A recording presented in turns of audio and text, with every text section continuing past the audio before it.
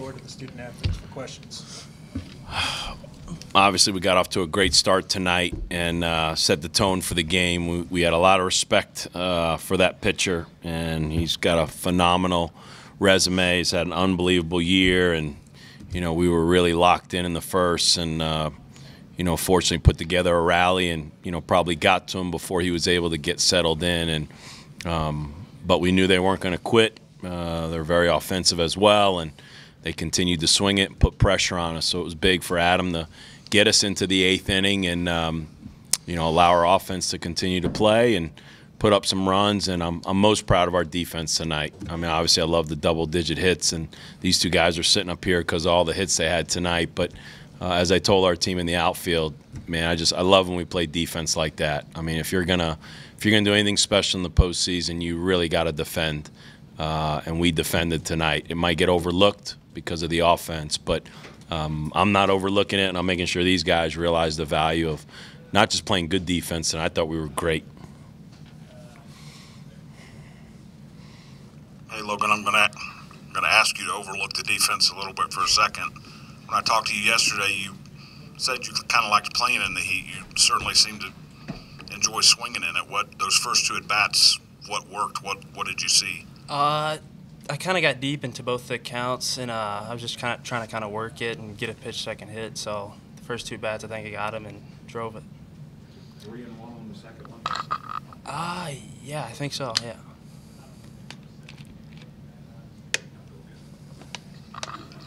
After Logan got you guys off to that big start, you guys went into a little bit of a lull. I think, Jake, you were in the middle of the couple of innings when you guys did score. How important was it to kind of reignite things a little bit? I mean, it's always important to keep on trying to extend the lead, not trying to settle in and just be content where we are, because obviously Kent State is not a bad team and they can easily come back at any time. So to be able to extend the lead is huge.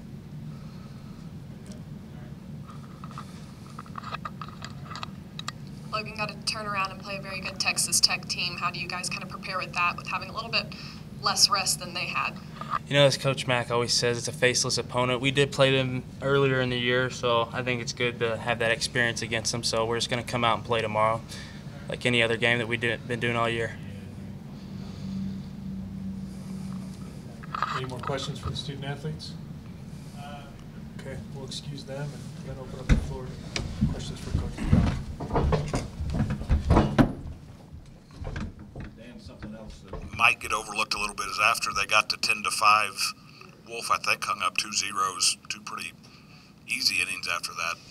In your mind, how key was that he settled back in after that? Well, it's big because this is a tournament, just like it was big, when Texas Tech extends the lead, that helps their bullpen, So for us, obviously, yeah, you could get Adam out of the game in the 5th, and but for him to get into the 8th was huge, put up some zeros and allowed us to rest that bullpen.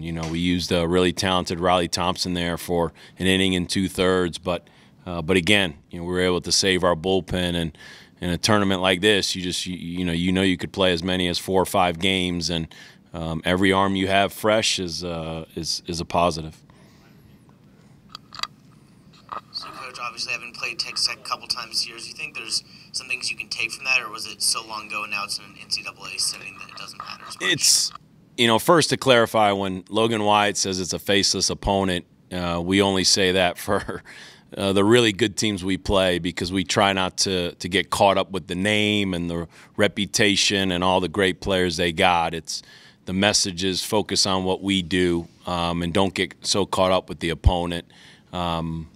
We know a lot about them just in the reputation of college baseball, but as I said yesterday, we played them, they played us, so there's no real advantage. I don't know what advantage either team has, because we both played each other, so it's not like we got the advantage and they didn't.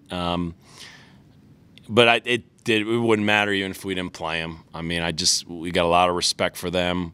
We know how successful they've been over the past few years, and but I said it was good that we're from the same part of the country as Kent State, because we have a lot of respect for them.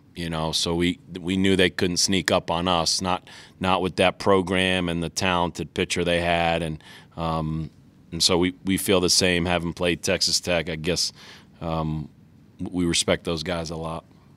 Coach, were you able to catch any of their game earlier today? Just the latter part. You know, really my focus was all on Kent State. I mean, it was, you know, I talked about it in the press conference back in Louisville. I talked to our kids about it. We talk about what's true and what's useless, and what's true was we were playing Kent State. That's the only thing we knew was true. And, you know, now we've got whatever 12 hours for myself to prepare and get ready. And but we know a lot about them already going in. And, again, it's more just about what we do, and let's just get ready to play good baseball. Speaking of, have you decided who you're going to put out on the mound to start?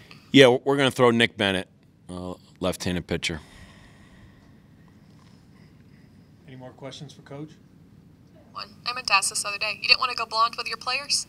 I made a deal last year, and you know, we got to win a few more games before I go blonde. So I'm not afraid to do some things for the team. What I love about our program, and if people have followed our program over the years, I mean, this is something we've done since I got here in 2007. They went all black, dark black, and we looked like a rock band because they had long hair. And for me, it goes back to the theme, it's about others. We're all about each other. I think if one guy does it, he looks pretty ridiculous. I think when 27 guys do it, I think it shows a lot of unity and that they care about each other and they have a lot of fun with it. So it's nothing I make them do. It's just something the players kind of have had the tradition. They've gone red.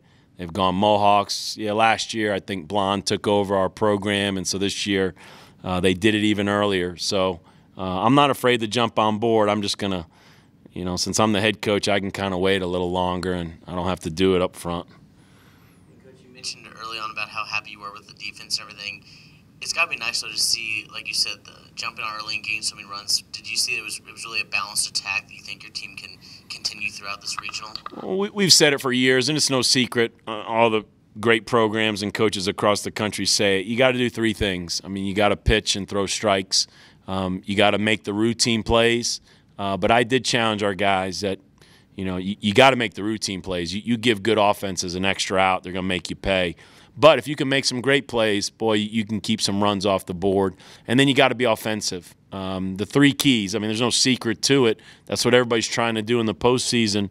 I'm just really glad that we did it tonight because the wind shifted. We had shadows. We're in an unfamiliar ballpark, but we made plays. And I told the team out there, you know, poor Justin Levy, you know, anytime you go double-digit hits and double-digit runs, there's usually a guy in the lineup that really struggles. You know, unfortunately, there's that one guy. He probably had 5 or 6 assists tonight, and that's when you're a player. You know, anybody can make plays when you got 2, 3, 4 hits, but, you know, show me you can make plays when you got the donut, and he had it tonight. But we need to build off that. We need to play really good defense if you're gonna beat a good team and compete against a team like Texas Tech. Man, you got to pound the ball in the zone and you got to make the plays because if you give their hitters extra at bats, you're just asking for trouble. Any more questions for Coach? Thanks, everybody. Thank you.